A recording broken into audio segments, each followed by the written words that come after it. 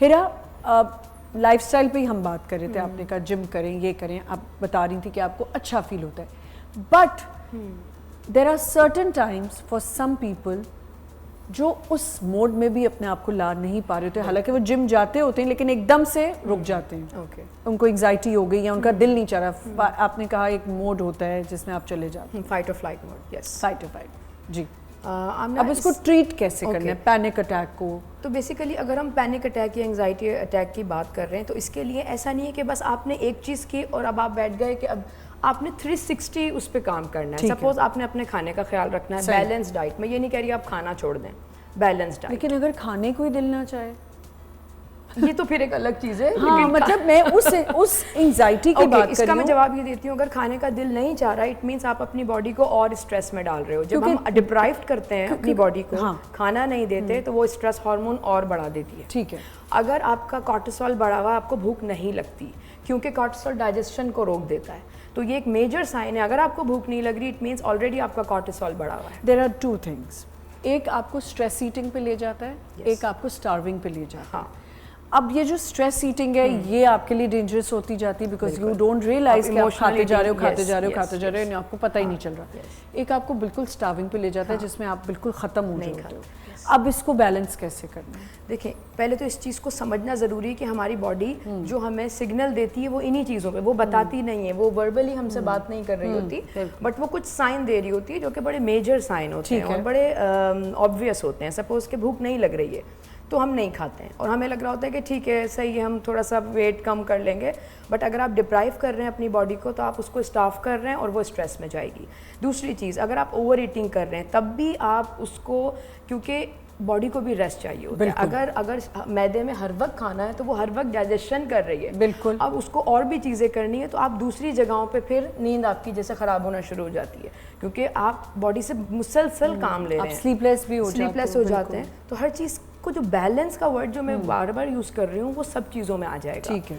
दूसरी चीज़ हम बात कर रहे हैं, हमने खाने पे बात कर ली, हमने थेरेपीज़ पे बात कर ली, हमने दवाइयों पे बात कर ली। अब हम आ जाते हैं वो चीज़ें जो हमारे नर्वस सिस्टम को एक्चुअल ये बताएं कि वी आर सेफ। अच्छा, ये एलिमेंट मिसिंग है।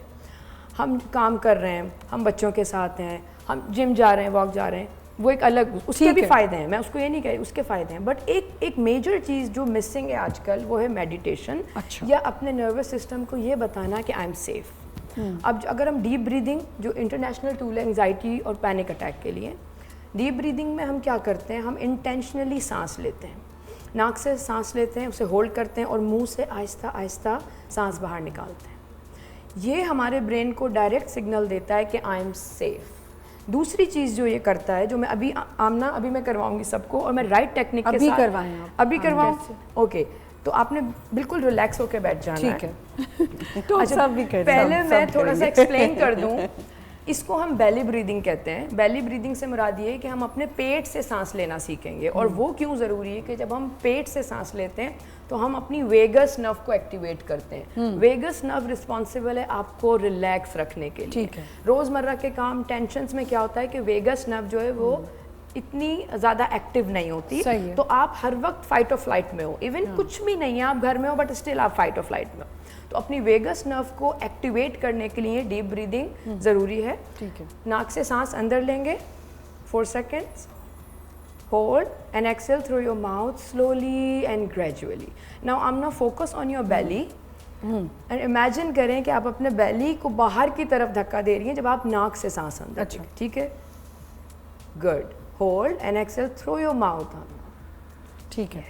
आपने अपनी बॉडी को बिल्कुल रिलैक्स छोड़ देना है। ठीक है, इस एक हाथ यहाँ, एक हाथ यहाँ, ये मैं शुरू में इसलिए रखवाती हूँ ताकि आपको प्रॉपर ये पता चले कि आप अपनी बेली को यूज़ कर रहे हो। ठीक है। चेस्ट को हम ज़्यादा मूव नहीं करेंगे क्योंकि थोरेसिक ब्रीदिंग में आ जाता है। जब हम स्ट्रेस में होते हैं तो हम शैलो ब्रीदिंग कर रहे होते हैं। अभी हम अपनी बॉडी को ये सिग्नल दे रहे हैं कि आई एम सेफ। तो जब आप आमना सेफ होती हैं तो आप कैसे बैठती हैं? ऐसे तो नहीं बैठती हूँ मैं, तो बस ऐसे बैठना है। यस, ऐसे ही बैठना है। ठीक है, आपने बिल्कुल रिलैक्स छोड़ा। अब आप नाक से सांस अंदर, पेट बाहर की तरफ, hold and exhale through your mouth slowly. पेट तो बाहर नहीं आ रहा, इससे आ जाएगा। जब आप इसको बार बार प्रैक्टिस करूंगी तो हो जाएगा। एंड दिस इज मेडिटेशन, एक तरह मेडिटेशन। और पेट को बाहर निकालना इसलिए ज़रूरी है बिकॉज हमने अपने लंग्स को 100% यूज़ करना है, उधर इतनी जगह नहीं है, जब आप पेट को निकालेंगे तभी लंग्स अंदर जाएंगे। ठीक है, सही, ठीक। डॉक्टर साहब इस पे मैं चाहूँगी कि आप थोड़ा सा, ये तो इन्होंने बता दिया, अब जो एक चीज़ ऐड ऑन, ये वैसे तो बेहतर यही बता सकती है, लेकिन एक चीज़ और है जो प्रोग्रेसिव मस्कुलर रिलैक्सेशन हम कहते हैं, ठीक है, इट्स ऑल्सो टेक्निक बेसिकली।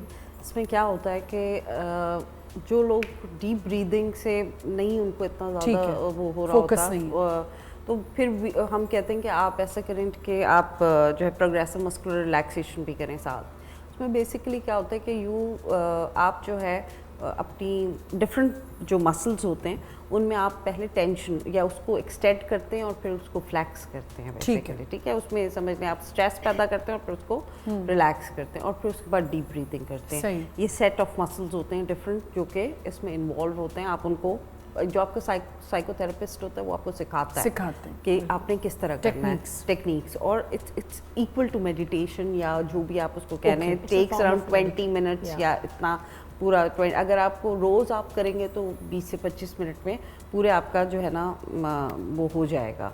आपको थोड़ा सा सुकून का एक जगह चाहिए घर में, and you need a place जहाँ पर आप ये कर लें, and it helps a lot, it helps a lot. मैं कहती हूँ कि अगर आप इसको अपना लाइफस्टाइल बना लेना, तो जिन लोगों को एंजाइटी है, डॉक्टर साहब ये ऐसे ही होता है जो इट्स बेसिकली मैं वो करवा सकती हूँ। उसमें ये होता है कि बेसिक हम क्या करते हैं कि स्टार्ट डीप ब्रीदिंग से ही होगा। क्लाइंट को हम 2 वीक्स देते हैं कि वो जस्ट डीप ब्रीदिंग को प्रैक्टिस करे, क्योंकि हम डीप ब्रीदिंग से ही उनको ट्रांस में लेके जाते हैं। तो PMR प्रोग्रेसिव मसल रिलैक्सेशन एक थेरेपी एक है जो कि एंजाइटी और पैनिक अटैक्स के साथ जो पेशेंट आते हैं उनके नर्वस सिस्टम को बेसिकली ये बताने के लिए कि now you are safe with your therapist, और अगर आप घर पे कर रहे हैं यू आर सेफ, क्योंकि हमारा जो नर्वस सिस्टम है ना वो सिग्नल्स और सेंसेस पे फाइट और फ्लाइट में जाता है। सही। तो जब आप डेली उसको ये बताएंगे 20 मिनट्स या 15 मिनट कि आई एम सेफ, तो कॉर्टिसोल कम होना शुरू हो जाएगा। जब आपका कॉर्टिसोल कम होना शुरू हो जाएगा तो आप बेहतर तरीके से चीज़ों को हैंडल करना शुरू कर देंगे। सपोज कि अगर आपकी बॉडी रिलैक्स है ना, आपका माइंड रिलैक्स है। अगर आपका माइंड रिलैक्स है तो आप अपने इमोशंस को सही से प्रोसेस कर पाएंगे। अगर आपकी बॉडी रिलैक्स नहीं है, माइंड भी रिलैक्स नहीं है, तो चीज़ें आपको हिट करती हैं, एंड देन आपकी प्रॉब्लम क्रिएट करती हैं। एग्जैक्टली हर चीज में, आपके काम पे, आपके लोगों के साथ रिलेशन, काम बॉडी, काम माइंड, बेटर प्रोसेस होता है आपके सारे इमोशन। इसमें एक चीज़ ये भी है कि जैसे लेट्स सपोज जब आप एंजाइटी में जाते हैं, जैसे एंजाइटी आपको कोई किसी भी वजह से आपको एंजाइटी होती है, तो आपके जो मसल्स यू बिकम टेंस। हाँ, ठीक है। अक्सर आपने लोगों को, आपके साथ भी होता है, मेरे साथ भी, her when you are stress, ये आपका जो ये पूरी चीज दर्द शुरू होना, बिल्कुल, ये अक्सर लोगों को shoulders, frozen shoulders, heavy emotions यहीं रहते हैं, जॉज में और यहाँ बैठते हैं। मतलब आपको पता है, हाँ ये वाला ठीक है। अच्छा, अब लोग आते हैं कि भाई हमें यहाँ दर्द होता है, और वो MRIs और सर्वाइकल और पता नहीं क्या क्या करवा के और वो आ रहे होते हैं कि ये जगह हमारी ठीक ही नहीं होती है, एंड वी हैव प्रॉब्लम। और हमारे न्यूरोलॉजिस्ट ने भी क्लियर कर दिया है, तो हमारे फिजियोथेरेपिस्ट ने भी क्लियर कर दिया, सब ने क्लियर कर दिया है, लेकिन मतलब नहीं हो रहा स्टिफ बिकॉज आप स्ट्रेस में इतने ज़्यादा हो। तो PMR हेल्प करती है उन इमोशंस को आपकी बॉडी से निकालने, हाँ, और आपके मसल्स को रिलैक्स करने के। अच्छा, इसमें ये बहुत ज़्यादा हमने लास्ट टाइम इस पे बात भी की थी कि योगा ट्रेनिंग आपको बहुत ज़्यादा, इसमें मेडिटेशन आप करो तो आपको हेल्प आउट करती है। तो किसी भी किस्म का वर्कआउट जिसमें आप इंजॉय करते हैं, ये भी ज़रूरी है ना कि आपको क्या अच्छा लग रहा है, कि अगर आपको वॉक अच्छी लगती है तो आप वॉक करें, तो आपको खुद आप अच्छा फोकस अच्छा होता है। It's basically you are taking control over your body. ये जो योगा है, ये मेडिटेशन है, डीप ब्रीदिंग है, PMR है, इसमें क्या होता है कि आप अपनी बॉडी को खुद कंट्रोल कर रहे हैं, बॉडी आपको कंट्रोल नहीं कर रही है। बिल्कुल। यू लर्न कि आपने अपने मसल्स को किस तरह रिलैक्स करना है, किस तरह उसको आपने फ्लेक्स करना है, किस तरह आपने उसको, आपने अपनी ब्रीदिंग को कैसे रेगुलेट करना है, ठीक है।